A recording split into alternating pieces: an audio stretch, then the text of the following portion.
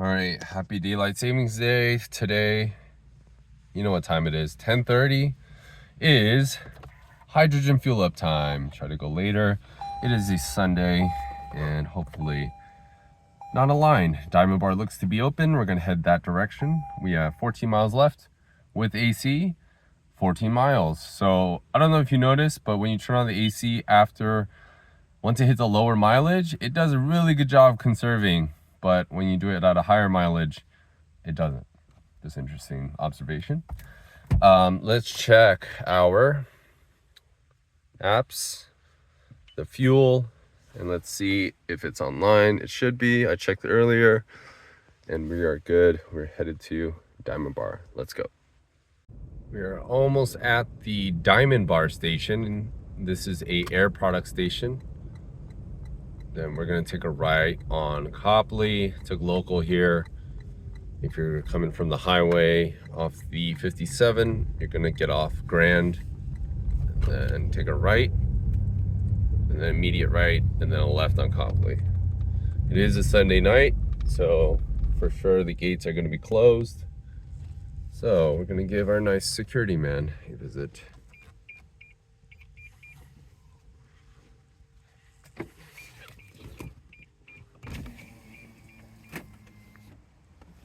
Please stand by while I contact your party.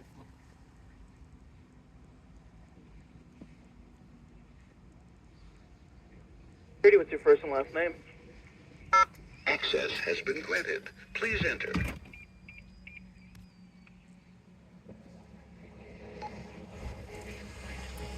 Alrighty, we are in the station Sunday night at 10:42 p.m. and we are the third car here. There's currently a car filling right now. A second gen Mirai, a first gen is over there too. And we're in the single digits, folks. It's dangerous territory. 9 miles to go till empty. Let's do our little test AC. Turn it on. Oh, it doesn't change. Does a really good job conserving hydrogen, or at least the range indicates that when we're low on fuel. But we'll see soon enough that once there's some more hydrogen in the tank, that it does not like to be so conservative. Far so good. The gentleman in front just filled up seamlessly, pulled up this whole POS thing, and then now he's fueling. So it looked pretty seamless. Seems like things are going well at Diamond Bar on this Sunday evening. Time has come to feed the hydrogen machine. Pulling up to the Air Product station. Oh, we have to wait. Did it just turn limited? Just now. The reason why I say we have to wait is because, I don't know if you can see. Let's see if it will focus. There we go. Wait 6 minutes or so. Let's check what our app says. And lucky me, I am the first limited customer. Limited time. Mirai Club is at Diamond Bar. Lucky us. And quick update before we start fueling. 9 miles left. AC on. 9 miles. See how it is when we fill up. Probably won't get a full tank now, considering that it's a limited status. We have 23,000 miles on the clock so far, and the fuel is low. And we have about 4 minutes left for my commercial. What should we talk about? Gen 1 Mirai just filled up before me, got 2.7, pretty much 2.9 kilograms for $83. We have a price check at $29.99. So prices have been steady, but have not been going down or up, which is, I guess, good. But $30 a kilogram is what you are getting at the Diamond Bar Air Product station. And for most, if not all of the True Zero stations, at least the ones I've been to, $36.99 is the price. You know, we have our compressor working over there and all the beautiful things. And then we zoom into that portion. Refrigeration, Trenton products. Take that for what it's worth.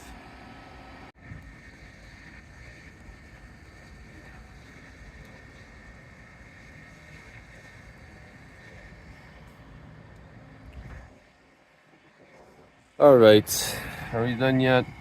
Don't like to go home. Wait a little bit longer. So just to reiterate, or just remind everyone what a limited status is. I don't know what the technical definition is, but from my experience, and given that in the name it's limited, from my experience, it does not provide a full tank of fuel. And there is typically a buffering period between charges or fuelings, as we are experiencing now. And no, you cannot use the limited station and fill up just so you get half. And if you want to, in theory, if you're at a petrol station, you could plug it in again and in theory get the second half, but that is not the case. I've tried that multiple times and it does not happen. 2 halves does not equal 0.5. 1 plus 1 does not equal 2. You get another 1. So if you do it, you might get 0.0 something kilograms, but it will not work. Just for your information. If it has worked for someone, let me know how, because I've tried multiple times and it does not work that way. So we are almost there. I'm gonna open the fuel door.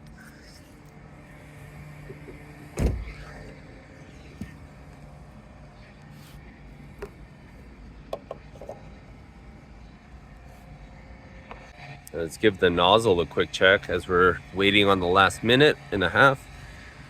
Looks pretty frozen over. Some frost buildup there. Looks like we have a cracked portion down here from the plastic.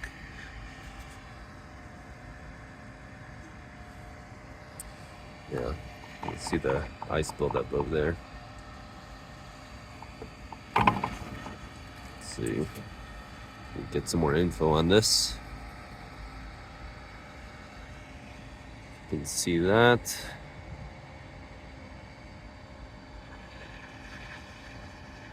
Watner GmbH Co. I don't know if you'd be curious, but there it is. There's that information. It used to say something here. Yeah, well, Codo. Anyway. 1 minute remaining, folks. Since we're waiting, let's do a quick walk around of this beautiful car.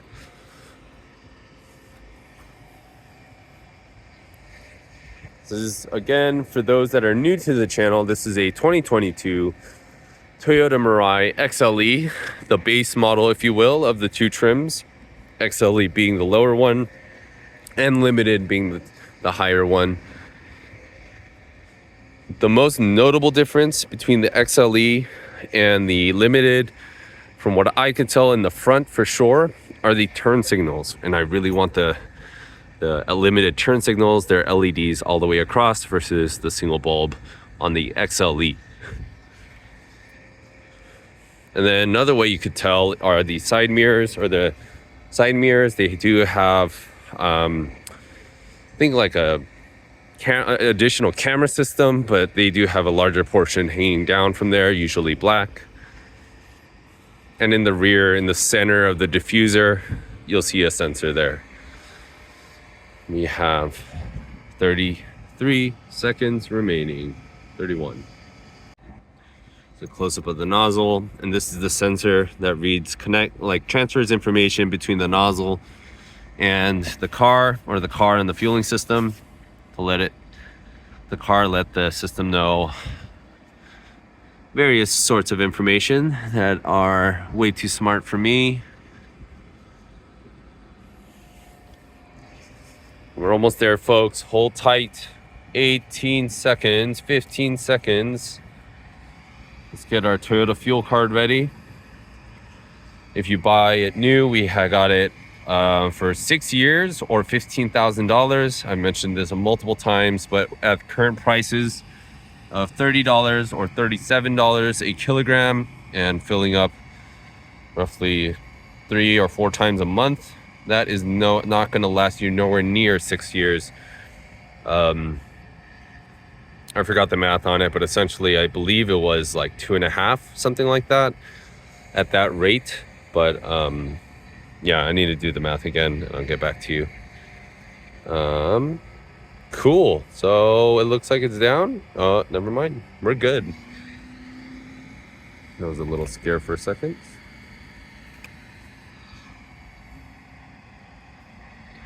I put in my fuel card. I'm going to put in my zip code.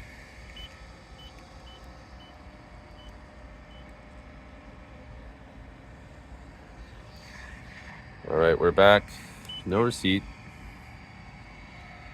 Let us fuel, please. Limited status station in Diamond Bar, Air Products. Let's see.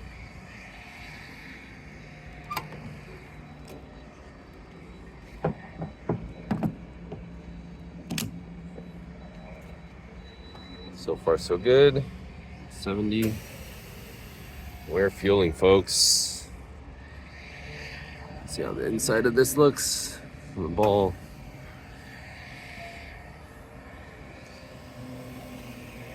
And then you can check the status of stations using that.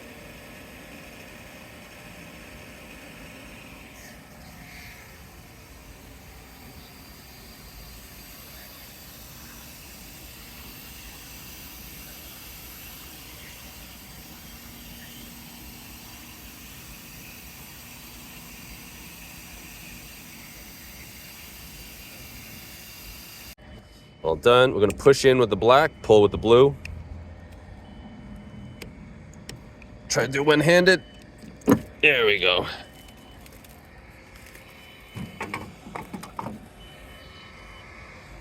And we filled up at $123 essentially for 4 kilograms. I know that's not full tank, but we will live with it. But the test is the AC. Will the mileage go down if I turn on the AC with a little bit more range? I say yes. All right, y'all, here we go. Let's turn it on. We have our startup window.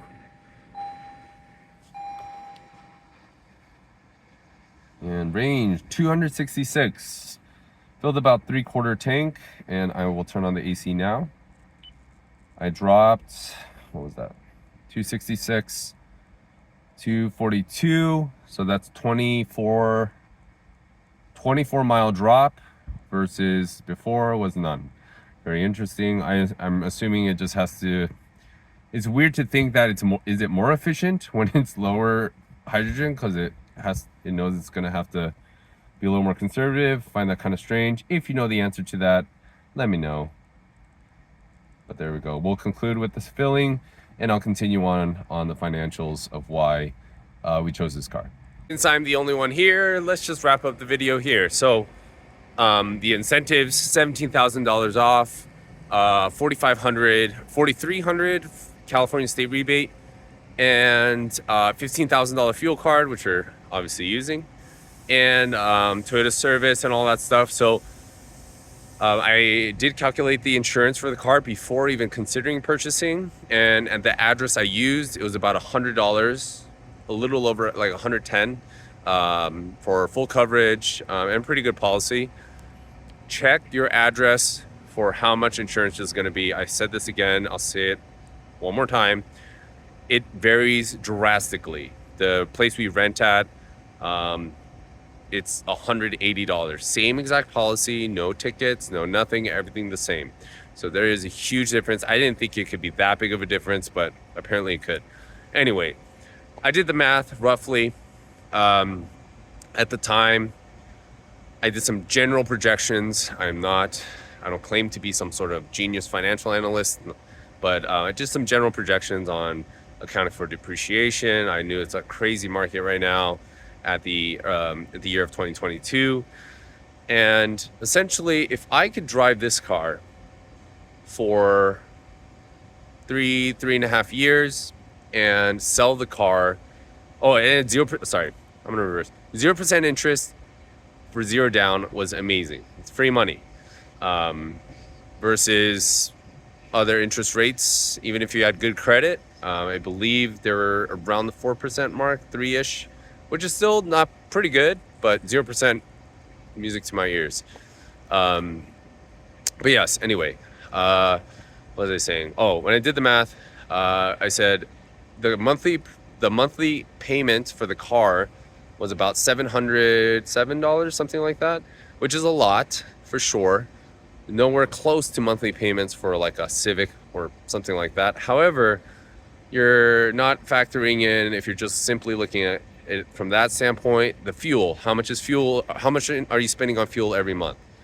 Yeah, so once you factor that in, you essentially get close to that number. Obviously, it depends on how much you're driving, but you get pretty close. So it's a lump sum and it's scary, but you're not paying for fuel. And if you were to get a Civic or something and pay for fuel, you're probably going to get something similar. But anyway, with that, you get the service. And at the time, I thought this got 300 or 380, whatever miles. No, 402, the advertised mileage. Not the case pretty much ever. So that was disappointing. So my math was a little off after some real world data. But that's what the videos are made. It made sense at the time. Essentially looking at monthly payments, you're factoring in gas. We have another car coming in over there, so I'm gonna get out of here. But essentially, once I factored in gas and service costs, essentially no service costs because of Toyota Care, it was a green light for me. We don't go very far most of the time, so our lifestyle fit it. Obviously, infrastructure is a big handicap, chain around your ankle, but we could deal with it. So yeah, practicality, it's not great, but for our lifestyle right now, it's fine. But yes, that is why we are in a 2022 Toyota Mirai. Thanks for watching. See you on the next one. AC makes a big difference. See ya.